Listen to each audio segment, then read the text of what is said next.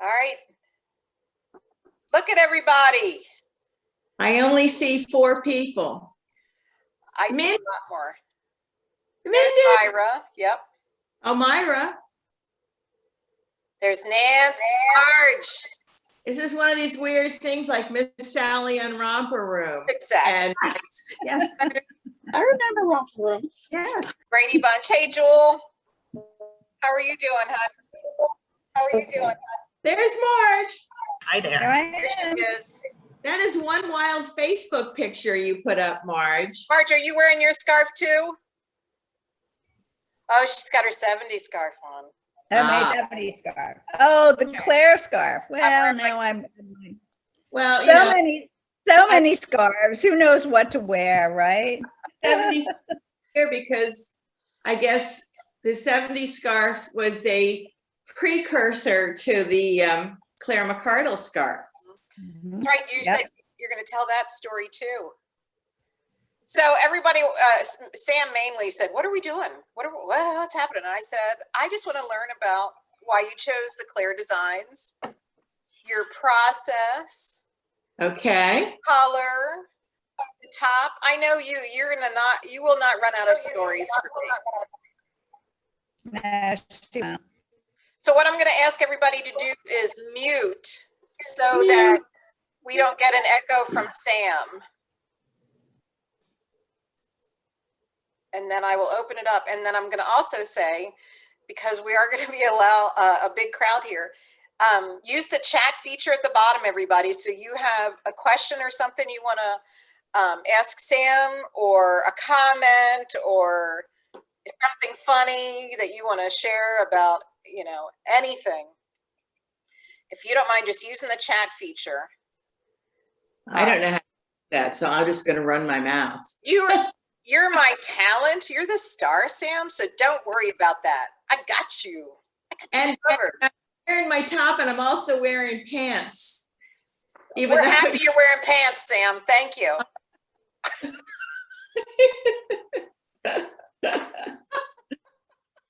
If you weren't, no one would know.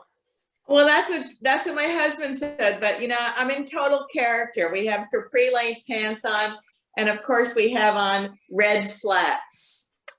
When I was at my this morning, people go, "Are those Claire McCardle flats?" And I'm like, "No, they're not." But if it weren't for Claire McCardle, we wouldn't probably be wearing flats. Inspired by, well, Claire McCardle knew Capizio, the person who made the dance shoes, and she insisted that he put leather soles on the ballet slippers so people could wear them on the street. So that was a good thing. You know what? I didn't know that until I started reading a lot of the press releases about the book. Really? Yeah. So I've learned a lot. I love it. Well, it's an interesting life story, and sad that it was, really cut tragically short. Definitely. Yeah. All right, I'm going to give it a couple more minutes in case anybody else wants to jump on. And we talked about are people going to be coloring? Maybe. You can color, you cannot color. I have my pencils, my coloring. Good. I have my pencils too. And then of course I have my electric pencil sharpener, because no one can live without an electric pencil sharpener. Absolutely not. Absolutely not. All right, let me get back up here. Hey, Kelly, can I tell my little Claire McCardle story? Absolutely, hit it. So, and I apologize for the echo, but I am watching my granddaughter in Maine on my phone while my son and daughter-in-law are at a wedding outside of the house where they are. So I'm babysitting in Maine while I'm doing this, but she's going to sleep, so it's okay. But anyway, I was with a Hood alum in New York City, and it was years and years and years ago, and it was Beryl Pfizer, and she was from the class of 48 or 49, and she dated Andy Rooney. And so we were going to the Century Club in New York, which was a club for writers, blah, blah, blah, blah, blah. And she walked in, she had dropped Andy Rooney off, and I met him in the lobby.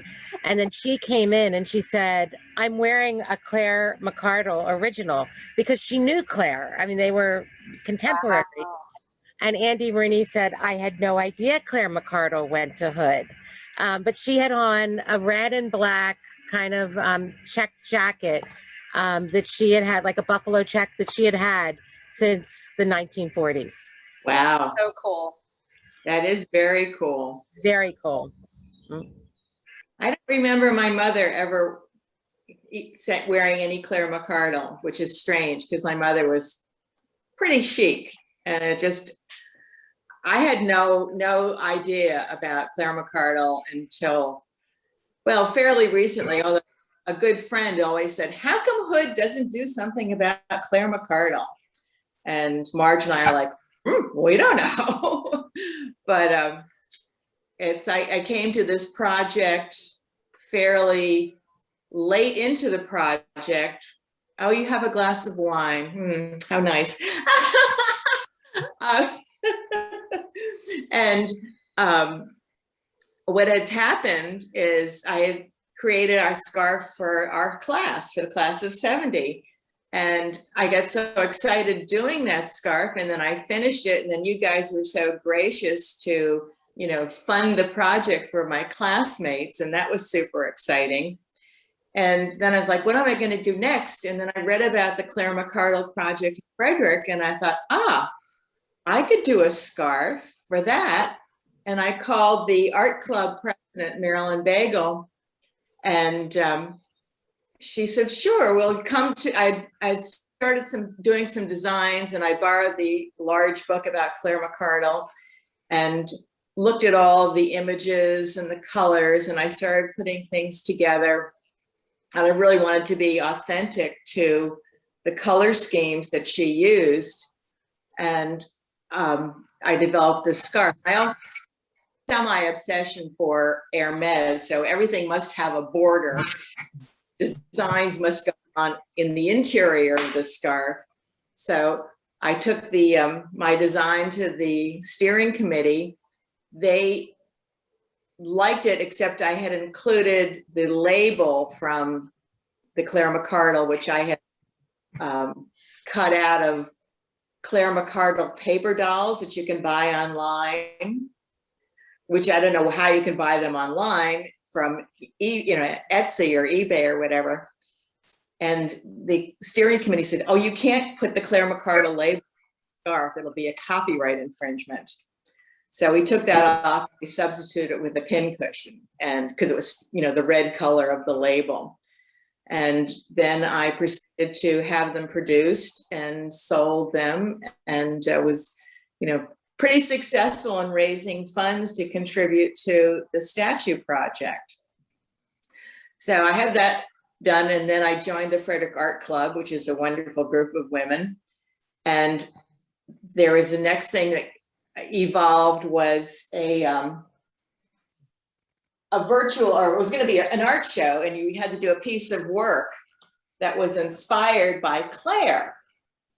And so I had made the kimono or the T-square top, because there's no way I could fit a Claire McCardle made in a 10, and this seemed to be very apropos, and I could incorporate my designs from my scarf onto the piece. And then of course the measuring tape was a motif that you see in a lot of Claire's designs and whatnot.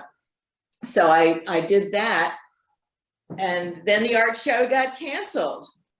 But then a very nice member of the art club had a brother who was a videography, and he spoke with the 10 artists who contributed to the art show and made a virtual show.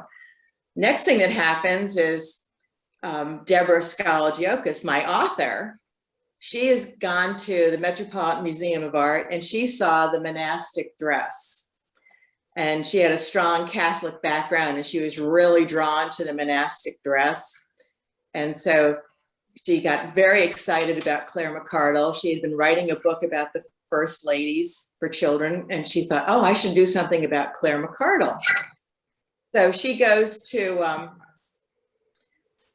searching the net and she sees the Frederick Art Club and the Claire McCardle project and gets very excited about the Claire McCardle project.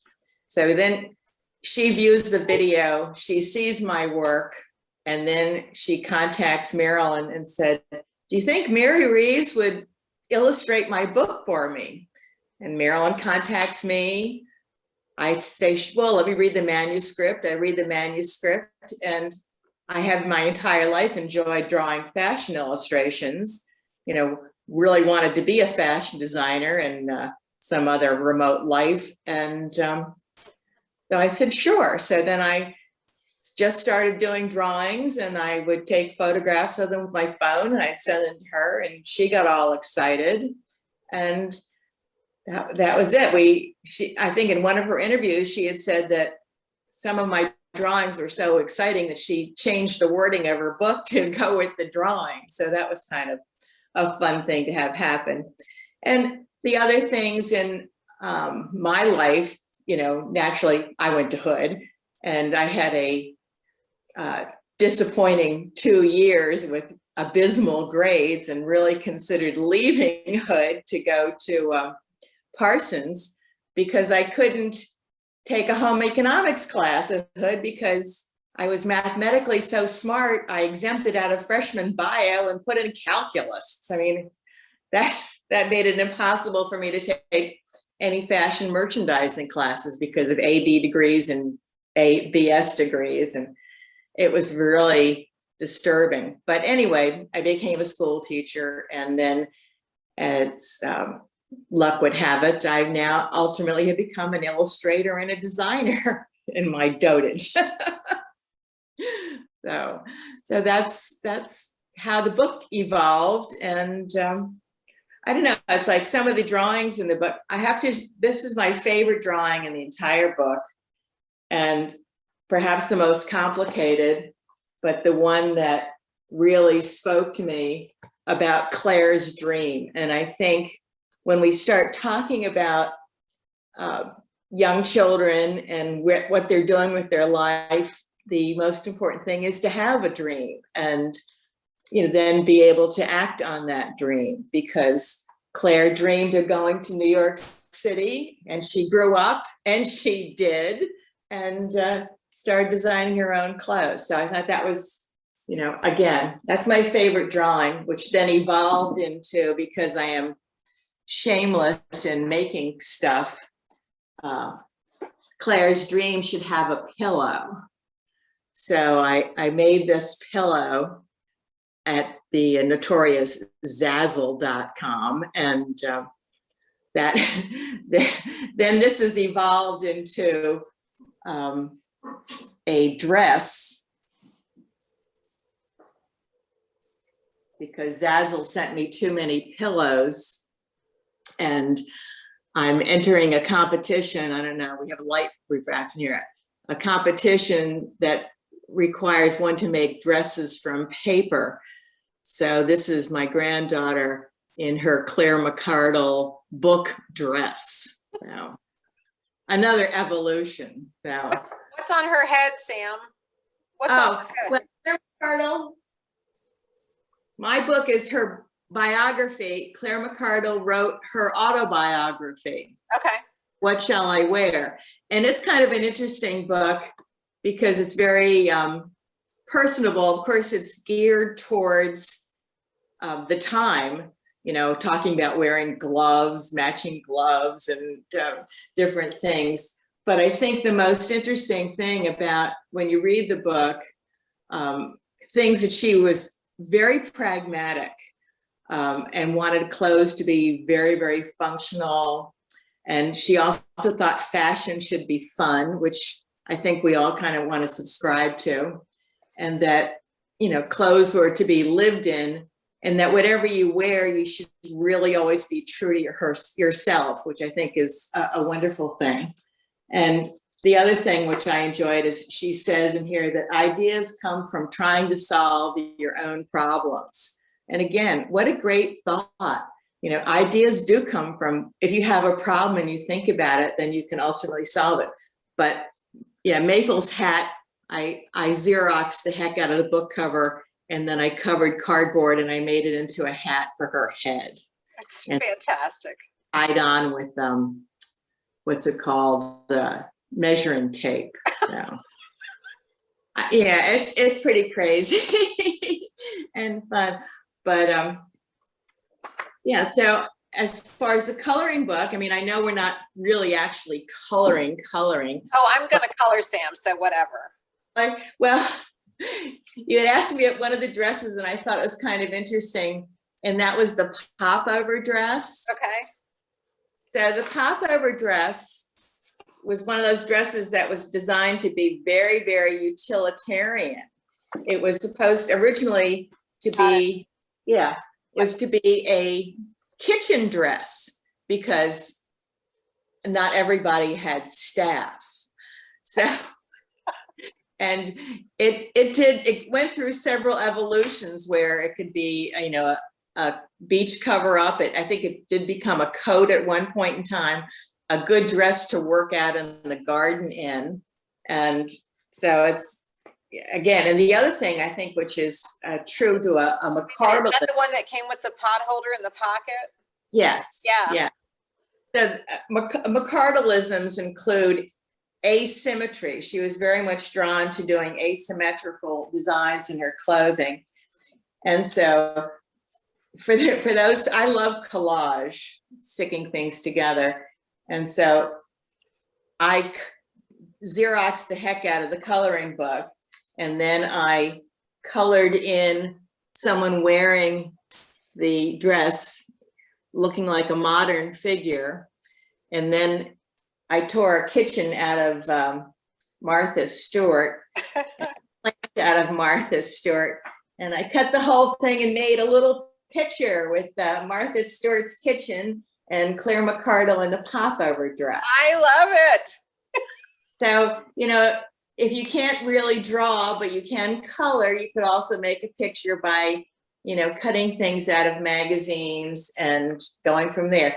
The other thing I thought was really interesting is, I don't know if you get Garnet Hill catalog with women's clothing, but the most recent catalog, they had a popover dress. They call it a popover dress. Huh. And it's made from linen. And again, it's not asymmetrical, but the concept of being a popover dress I thought was interesting. Claire McCardle's popover dress in 1942 sold for $6.95. I had to do the Google search to find out what the value is today. And today, $6.95 in 2021 is $116.79. Oh my gosh. And if you wanted to buy a popover dress from Garnet Hill, it would cost you $139. So there you have it, the popover dress. Now, I thought that was kind of fun. And the other thing I thought was interesting, and as far as McCardleisms, is the hostess sash. She was known for long strings of tying things up around waists. And again, her whole feeling is, again, to be very pragmatic. And,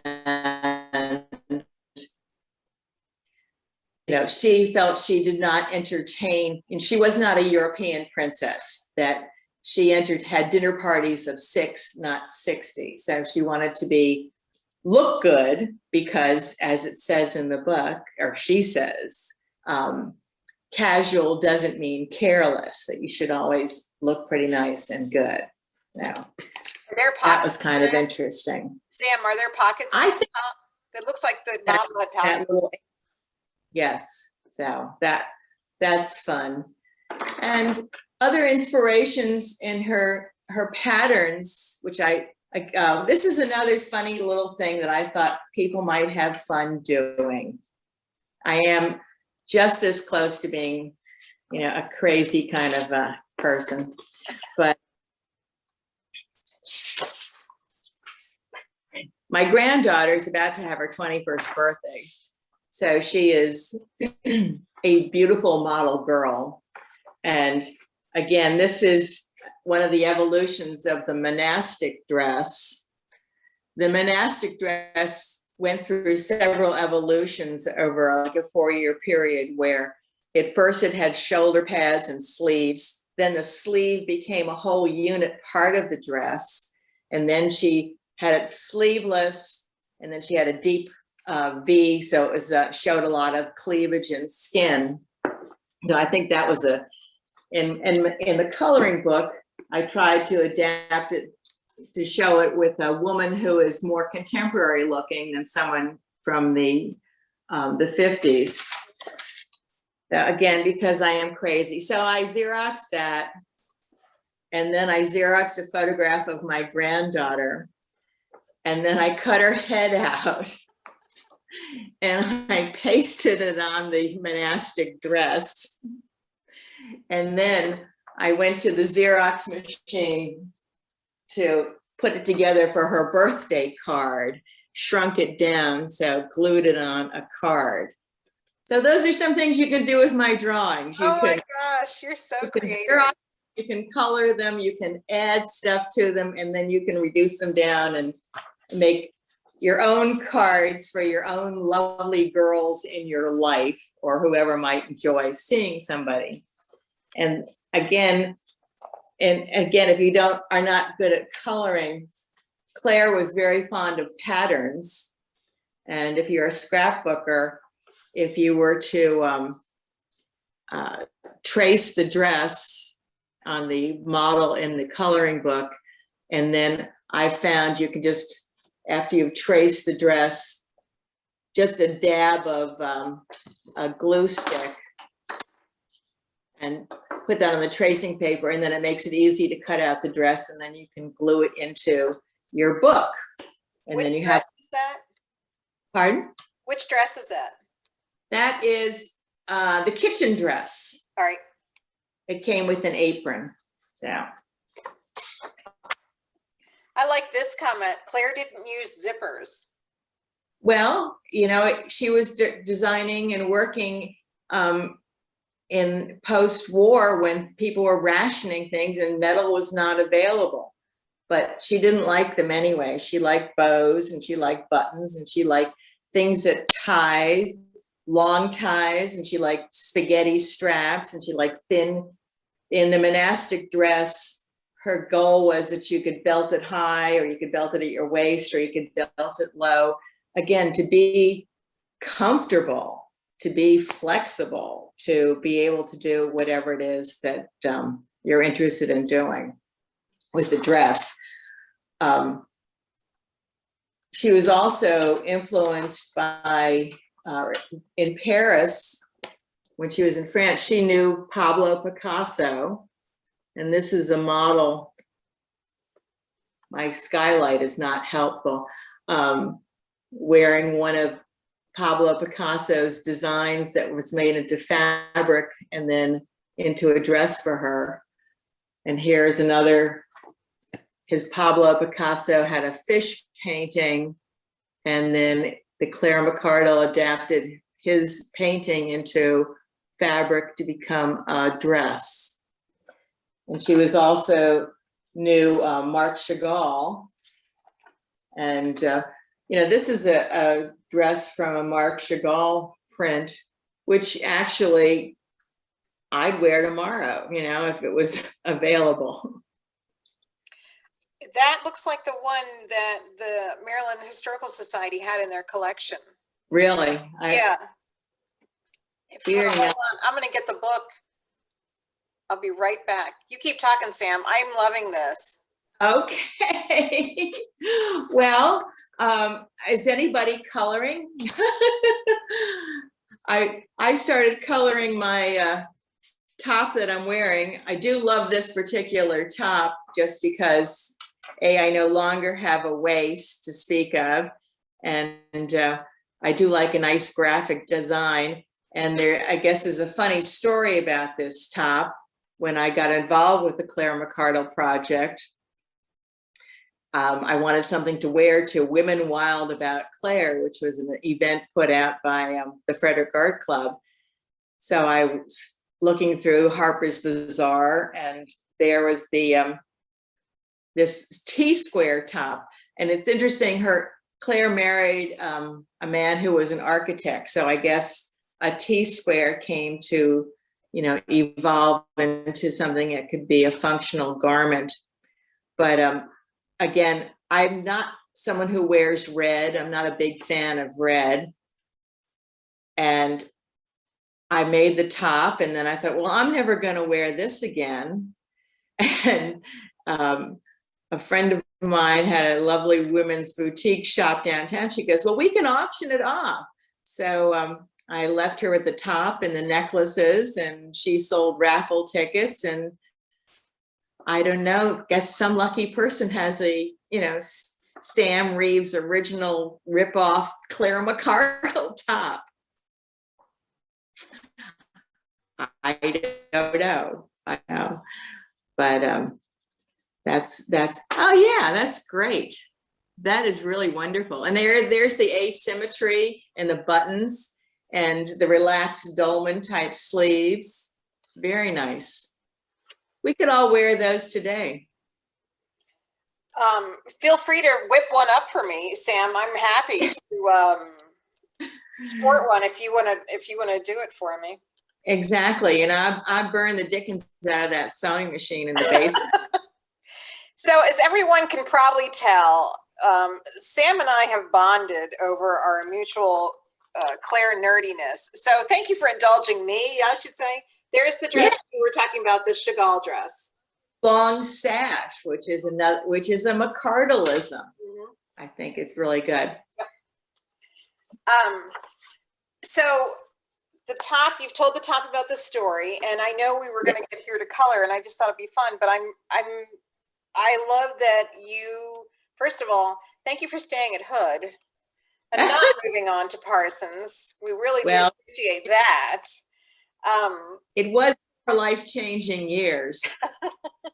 My kids are happy about that too, because they enjoyed your art class, of course. Oh, I love your kids. And they love you too. We love your kids. They love you right back. Well, it's one of my big disappointments, and Kendall was so creative and so brilliant, and we had this great idea to make Japanese koi fish, because the Frederick community wanted to have a community art project. So I said, well, you know what? They do this in Japan. They make these koi windsocks. We'll submit this proposal. And Kendall wrote that proposal, and we sent it in. We never heard anything. She goes, but are we still going to make the windsocks? And I'm like, of course we are. We don't stop. We always do what we're going to do. That's right. That's right. So it was great fun. Yes. Sam, where did you teach? Obviously locally in Frederick, or? My first teaching assignment was at Brunswick High School. Actually, at Brunswick High School, I taught 6th grade through 12th grade. And then I went to Middletown High School for 10 years. And then I transferred and taught at the Gifted and Talented program at Thomas Johnson High School. So a marvelous 37 years. And, today I've had a wonderful day speaking to people at the Heritage Frederick. Not a huge crowd, but some people came from Alexandria, Virginia, and I had finished my talk, so I continued to talk. And it's like, so I'm out of the classroom, but the classroom probably really is never going to be out of me. I don't know. So Sam, I just big plug. So Danny just got his undergraduate teaching degree. Oh, wonderful. So he's going to start teaching math algebra to 8th graders starting in July. Algebra to 8th graders, my God. Algebra 1 was the last math class I took. How I got a calculus at Hood is more than I can figure out. I don't know. Wow. Algebra 1. Unbelievable. That's great. That's wonderful. Everybody's drinking wine. I knew that I was missing something here. I told you to get your scotch. No, that's okay. I'm going, oh, Reeves, but you just can't get good health these days. That's funny. So Sam, the paper dolls that are behind you, Yes. when were those originally published? Is this a reproduction set? I mean, That's the set that, yes, that's the set that you can buy on eBay. okay. And again, it's like I'm a little flummoxed because whoever is putting them out, I don't think they have, the copyright issue is a big issue with the Frederick Art Club. And I respect, that, even though I'm almost certain within copyright legal ease that after a certain period of time, a lot of stuff is free game. But, so this is out there. And I mean, it was nice. Again, it was very helpful as I started to work on the Claire McCardle scarf design with the plaids, and part of the scarf design, I used wrapping paper that came from, I think the soldiers want, they send you stuff in the mail. And I'm one of those people that really doesn't throw a lot of stuff away. I throw stuff. You never know when you're going to need something to be creative with that you can cut up and paste down if it doesn't move. And so paper dolls. Here's another thing for people with small children that you might find entertaining to do. Because I have the best 5-year-old grandchild on the planet. So after I cut the paper doll out from my tracing on the book, and once again, Xerox little Maple's face to paste on the paper doll. And then I traced one of the outfits and I put it on scrapbook paper and then traced around it and then cut it out again.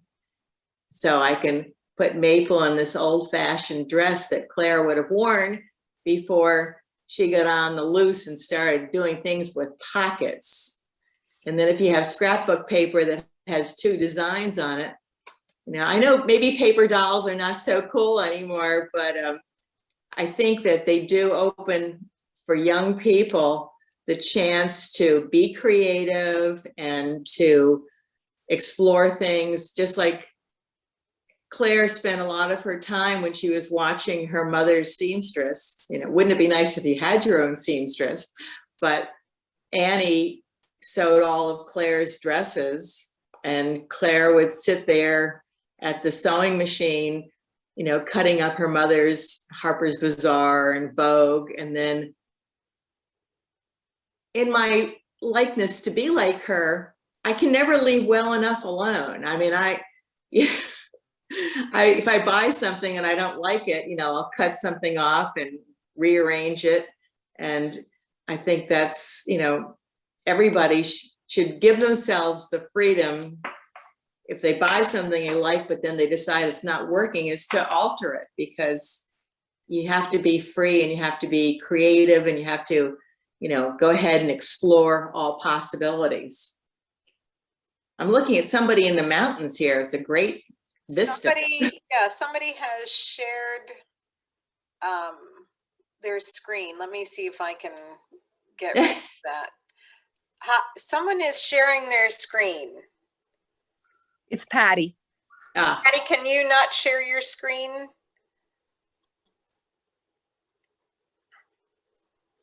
It's very pretty. It is very pretty.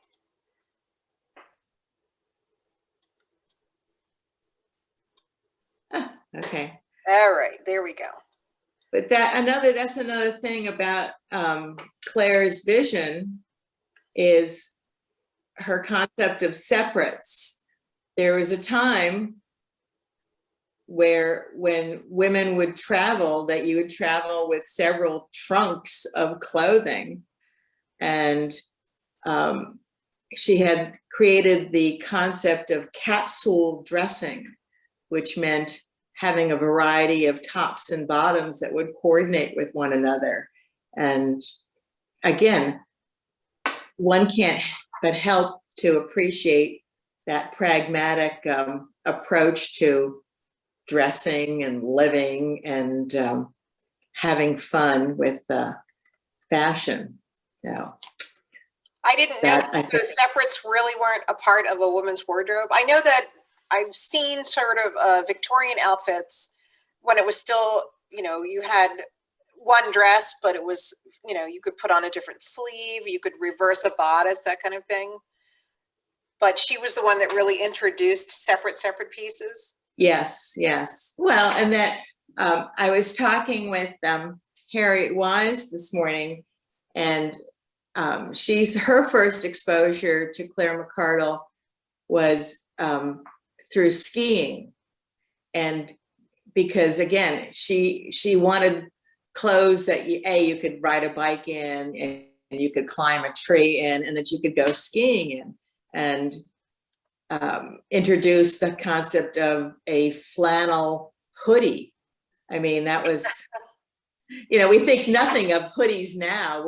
Everybody has several in their closet, but prior to Claire introducing them onto the scene, it was quite amazing. And then you talk about not having zippers. I was yelling at Ari Melber the other night when he was interviewing Diane von Furstenberg, because she's written a book. And she's like, well, yes, I invented the wrap dress. And I'm like, no, you didn't. You may have been inspired by Claire McCardle, but she really invented the wrap dress, not you, Diane von Furstenberg. Get it right. So there. You call the station right away. Demand retraction. It's like I think I did, tweet at Ari and say, but he doesn't seem to respond to anything I have to say to him on Instagram. I don't want him. All right. Well, does anybody have any questions for Sam about the book, the coloring book, the storybook, Claire, her top? Which, by the way, did you tell everyone what you did to the top? I did. And it's again, didn't have my big chunky necklace. So I have invented a new scarf tying method. I love it. I made the scarf into a tube, and then I knotted it 3 times to make a big clunky necklace. Fabulous. As only I can do. Fabulous. Can you show the scarf a close up, or do you have the scarf? Is that the scarf? Yeah, here's yeah, can you just show that again? Yeah. Oh, thank you. Oh, you have it. Okay. This is the design, and very cool. It's I really enjoyed, I guess, creating textiles. I love the one I did for Hood, and then really like this. And Kendall will tell you that, I used to make the kids do mandalas in class. So, yep. It's very meditative, Yeah. You get the design, and all you can do is think, oh, this is very soothing. And we love the symmetry, and we love the repetition. Absolutely. Fabulous. So, yeah, thank you. It's really, really wonderful to, learn about Claire and appreciate what she has given us as modern women. It's like, the pocket alone is about the best thing on the planet. So why do you think, yes, locally we love her, and of course the art project for the Carroll Creek area has brought her to light here, but nationally, I believe she's getting sort of a Renaissance coverage as well. I think she is too. And in this book, again, the author was a public relations genius, and she was constantly sending things out to people, and I was constantly putting things on Instagram, and all of a sudden this woman started following me, and I'm like, who are you? What kind of strange person? I don't know you. I Googled that person, and it was Sarah Liller. Turns out she's a young clothing designer in San Francisco. So I messaged her and I said, do you know about Claire McCardle? And she goes, yes, I love Claire McCardle. I was completely influenced by Claire McCardle. So then I said to Deborah, would she send the manuscript to Sarah Liller in San Francisco? And so she read it, she loved it. So she wrote a testimonial for us, which I thought was, really amazing. I mean, this whole project for me, I've met many new friends, in the ether, which has been exciting. And I think it really, if everything that Claire stood for is a woman who is exciting and dynamic, that the women who have put together the statue and the whole process has just been a testimony to the strength of women and the power of women and how you can come together. I mean, it's this other woman who brought a testimonial. I did the scarf. Sarah Hempel wore the scarf to the museum in Baltimore. This woman saw it, she bought it. And as it turns out, this woman went to the Maryland Institute. In 1972, she won the Claire McCardle Prize for her senior project. And she was presented the prize by one of the McCardle brothers. So she's going to come in and address the art club in October, because I thought it would tie in nicely with the unveiling of the statue. Absolutely. It's been a very positive experience to learn more about Claire McCardle and realize that everything we wear, we wouldn't be wearing if it weren't for her. So has just mushroomed into a very exciting time.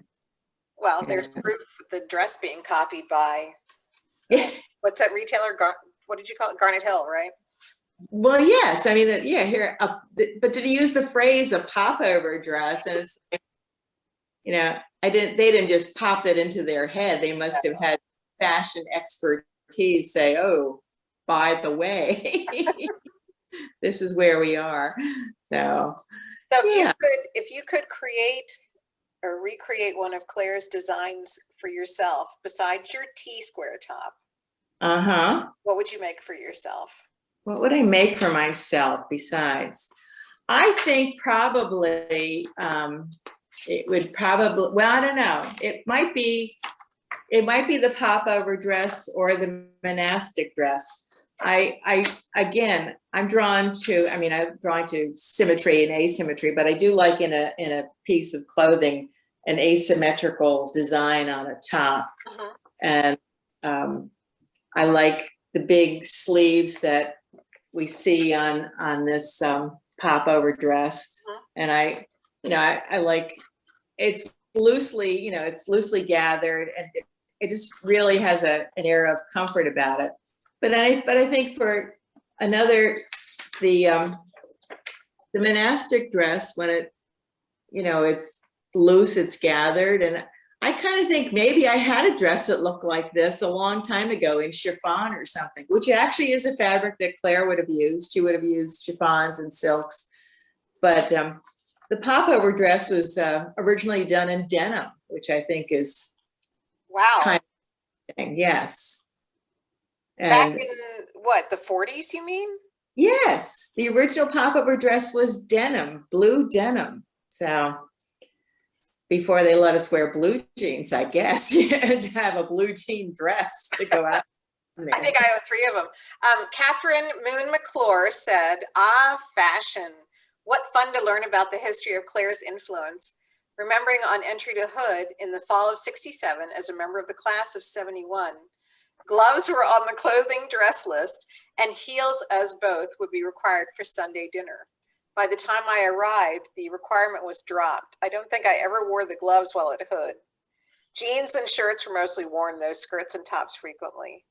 So you got, Sam, your class of '70 were heels and gloves on your shopping list? No. I don't remember heels, but then again, I don't really ever remember going to a Sunday dinner. I belong to the, what did you learn in Hood? I learned to pack a suitcase in 20 minutes. And as Marge will tell you, we were weekend warriors. But gloves, I mean, on my Hood list were riding joggers and boots and white gloves. And I wore my white gloves on and on because in '83, I was fortunate enough to serve Hood as alumni president. And that was back in the Campus Day trophy days. And so I wore my white gloves to handle that silver trophy.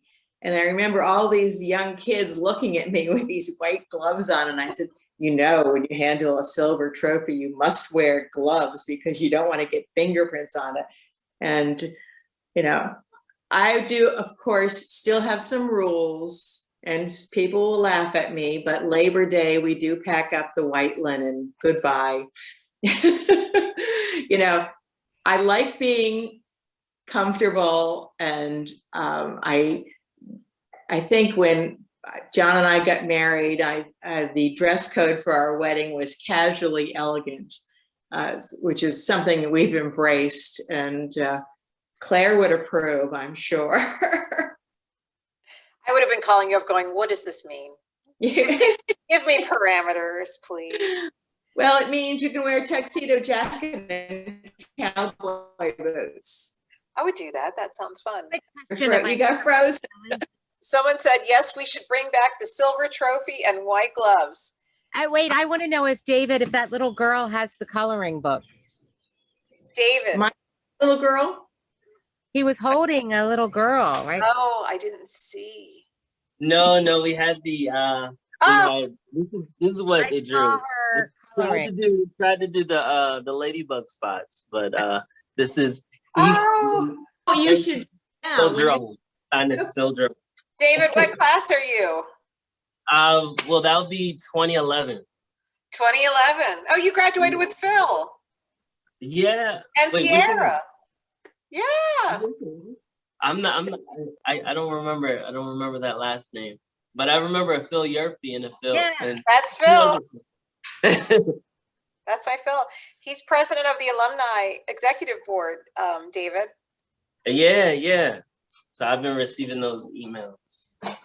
Thank you for sending it out. I'm all the way over here on the West Coast, over at Las Vegas. Oh my gosh! Well, thank you for tuning in. Absolutely. Yes. I say take that lovely ladybug drawing and reduce it down, and then trace over one of the drawings in the coloring book and paste your lovely ladybug pattern into that coloring book, because it would be a wonderful textile. Send David a coloring book, okay, on our to-do list. Okay. When y'all are doing it, I was thinking, maybe having like a fashion show of like Hood through the century or something. Absolutely. Like that. I'm learning things today that I didn't know. So I'm sure other people would be very, very like bouncing up and down. Ellie Hood has some Claire McCardle clothes in its archives. It would be nice to do a little display at Hood with Sam's book and the Claire McCardle clothes. Well, thank you for that segue, Myra. So on Fall Family Weekend, Sam is going to be at the bookstore doing book signings for us, and we were thinking about the exact same thing. So you're hired, Myra. You're in charge. Oh. Now, the one thing I remember about the Claire McCardle clothes were they were tiny. I don't know whether she made them as samples, but I can't imagine any modern day person ever fitting into, this 18-inch waist, or maybe she did. We did when we were 20. No, you did. Well, so, hey everyone, it's Marge. So many years ago, Sam and I were actually in a Claire McCardle fashion show at the Historical Society in Frederick. Yes. And they had fashions, and Sam and I were a different size back then. And we wore them. We wore did. them. There were some other women, as I recall, Sam, like it was really thin, but yeah. I think that Yeah. wore a yellow madras sundress. I have this weird recollection of that. I don't know. No. I was telling the people at Heritage Frederick today about that fashion show. I know. Nobody knew how I know. about it. It was like a giant mystery. That's I a don't- shame. When was this? When did you all do It this? has an extensive. Oh, we were in our 30s, I would guess. What do you Okay. think, Sam? 30, Where was I think. So Nancy and I actually got to put our hands on the 3 pieces that we have, Myra. Mhm. And I think Nancy could fit into the suit, although she wouldn't try it on. She was disappointed. And but as tiny as Nancy is, Marge, you're absolutely right. There's a little peasant dress that is this big. I mean, it is Yeah. this little thing. Yeah. But I know That's a- she could wear that suit, and I want to put her in it. Anytime. yeah. Sam, I have a question about the legacy, the McCardle legacy, and it was such a big part of Frederick. And I know none of Claire's, direct ancestors, or she had no children, but I do know that one of her nephews, John McCardle, who had been the president of Middlebury College and then the College of the South, Swanee, has he been? And I know he's a Claire loyal nephew. Has he been involved at all? I don't think so. Involved at all? Yeah. I can probably find him because I No, think they he haven't. was very interested in this. His wife is from Hagerstown, I believe. And I know they're back in the area regularly. So if you don't mind, I would No, love to share this with him. Really, yeah. And although you hear underground things that maybe they weren't all that cool about the whole project. Oh, okay. I'm always getting, Marge, did you hear that via the art club? Yes. It's Yes. people in town, so we don't know. I mean, but it certainly seems that they should be involved because it's a strange factoid, but there's about 5,000 statues of historical figures in the United States. Of that number of 5,000, 379 are women. So the fact that Frederick has sponsored, a 7.5-foot bronze on the creek, speaks to how supportive the Frederick community is of Claire McCardle and how she is really getting some recognition that she deserves. So I mentioned John because when Frederick High was going through their renovations, they were trying to find someone to give the Claire McCardle, I guess like Hall of Fame brick to. Uh-huh. And it was hard to get anyone to respond. But John was most interested and receptive when they reached out to him. So I don't know. well, Yeah. you go ahead and jump on that and let's Sure. make the connection because it's an important event. I mean, it's to me, it's, I expect MSNBC to be here in Frederick when the statue goes up, but then again, I'm happy to do, if it's okay, I'm happy to try to see. Yeah. I've met him many times and I'm always very interested in Frederick and the rest of the story. Okay, good. There she is. There's that cute little girl with David.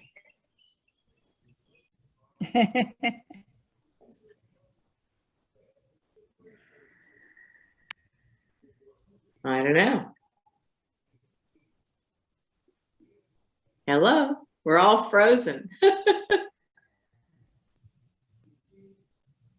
So does anybody have a drawing to show me that they worked on while we were chatting? Yay, okay, nice job. Terry, good going. I love it. Anybody else? You're the only brave soul, Terry. There's one. There's one. Jill did one. I only see 4 people. Oh, you gotta Yeah. get your gallery on, Sammy. Okay, where's my gallery? Uh-huh. Oh, yay. Okay, this is better. Yeah. Nice. Yeah, Yes. Laura and Joel have drawn. Cool. Okay, love it, love it, love it. Oh, I'm looking around here for more people. David, I love the baby. How cute. Ah.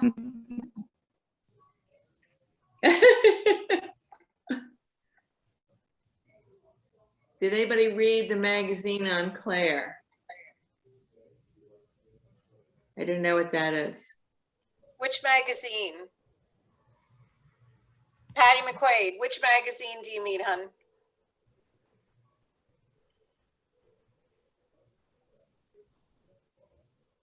I don't know. Did anyone, well, I don't know what magazine Mute, Patty. she means.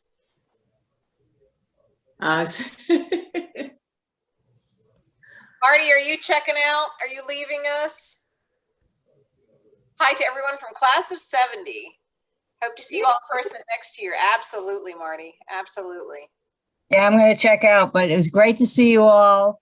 Yeah, Marty. You haven't changed an iota, Sam. Oh. Amazing. I'm glad you're still cooking, and I hope to see you guys next year. Absolutely. Absolutely. I owe you all a hug. Well, I know it's this virtual stuff has been too weird for me. It's weird, but it's better than nothing. Yeah. That's And it's true. great. And it's great, I think, because people from all over the world can join in on something like this. So I think it's a really good thing. Yeah. Absolutely. Absolutely. All right. See you next year. Thanks, Okay. Marty. Bye. Bye. Thank you. This hour flew by. I've been just enthralled listening to my teacher, Mrs. Reeves, give me her art class. So does anybody have any questions for Sam? Just a huge thank you, Sam. I'm Yes. always amazed and love everything you do. Well, thank you. It's really very blessed that I was able to do this and enjoyed it so immensely. And Deborah said, what do you want to have as your dedication in the book? And I said, this is for those who inspired me and for those whom I hope I inspired. And that's my great goal in life, is to pass on the love I have of art and design to other people. You're succeeding. Person do something that they love that's artistic. I got it made.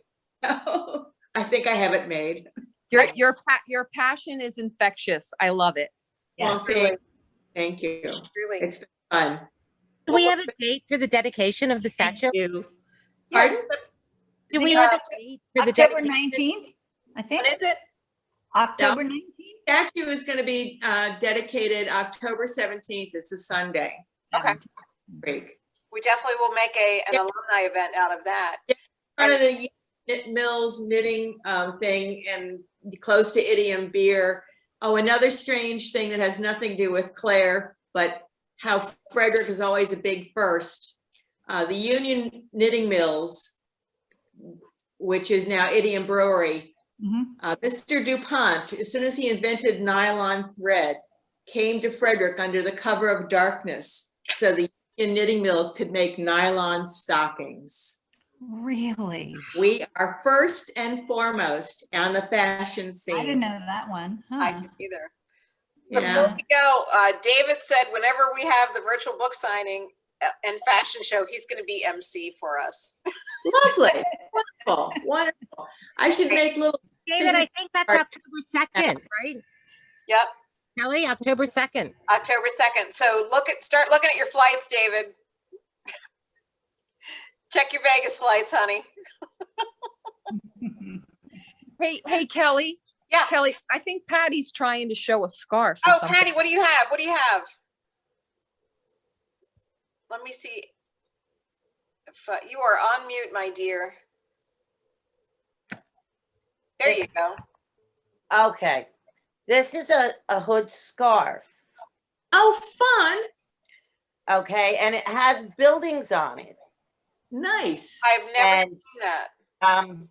in preparation for the weekend's festivities, I pulled out a bunch of things that were hanging around. And if I have my glasses on, I will name the buildings: Broadback, Koblenz Memorial, Entrance Gates, Lawrence Marks Junior Resource Management, Carson Cottage.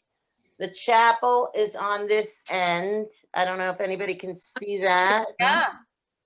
Okay. The old logo. Yep. Yes. See Oh, it? yeah. Oh, yeah. That's actually the seal, and we still use it. Seal, yes. Yeah, Okay. the logo's Gabriel something else, but that Gymnasium, is the historical seal. Aquatic Center, my favorite, outside. Huh? Okay, it's blue with the gray stripe in the middle. Everybody's favorite, the pergola. Ah, You can see that. Okay. What else is there? Tatum, Joseph Henry Apple Library. So Nancy, when was this scarf manufactured? Alumni Hall. I have no idea. I Well, don't. the library was still the library. Apple. The library Wow. was still Apple Library. wow, So wow. that would mean before 1992 or 3. Really? I Nice. thought this was like in the late 90s. I did not purchase it. Somebody purchased it and gave it to me from Virginia. And who is the manufacturer? Since I'm sure that might pique somebody's interest. On I don't know, but I'm already going to send Sam an email on the side saying, hey, why don't you make us a hood scarf? It says June Critchfield. I'm up for designing an all campus scarf. Yep. Because this is specific to our class because Marge it's has her. Marge which has hers. one? I have mine on too. Yeah. Oh, okay. Lauren's got hers. Yeah. Yellow. Very So, nice. yes, we have yellow, and of course, my class of 70 had their yearbook cover was lime green, purple, and magenta. Go figure. We're very big trendsetters. Thank you, dear Lord, they didn't let us change the shape of the ring, is all I have to say on that. God. We would be having a talk if that happened. I can tell you that. Well, our class were such rebels. We wanted to do that. And we were the gray class, but we didn't like gray. So we had blue herringbone blazers, which sort of looked like they were gray. Right. Yeah. You know, We're a bunch of rebels. it was, what can I tell you? Right from the Vietnam War era. Oh my God. Right. That's what Listen, it is. I want to thank everyone for joining, and Jewel and Laura and who else colored. Thank you for actually coloring. I was too busy Yes. learning all my Claire facts from Sam, and of course you colored. I And anybody has any questions? just come back on top of what you've done the solid thing, because I can't go around the lines. Too weird for me. You rated what? Laura says she rated her son's art supply box. Good job. You paid Yeah. for it anyway, Laura. All right. Well, thank you so much, everybody. I know next year we're all looking forward to just swarming the campus, and I expect everyone to be back. I have a Absolutely. question for Mary And real now quick. David's got a job, so you know. His job to do. Mary, before you go, because you think you're an art teacher, what I'm a teacher too over in Las Vegas, and so I was wondering what advice would you have for other, art teachers during this time, since you've been a teacher for a while, that I could share with some of those. Really appreciative that you are teaching at this particular time. The thought of teaching virtually would make me completely bonkers. I don't know, it's like some of my former students went on to become art teachers, and they had said it's first off, having children to have the appropriate materials is one headache. But the other nice thing about art is you can give instruction and you can hopefully motivate them or inspire them.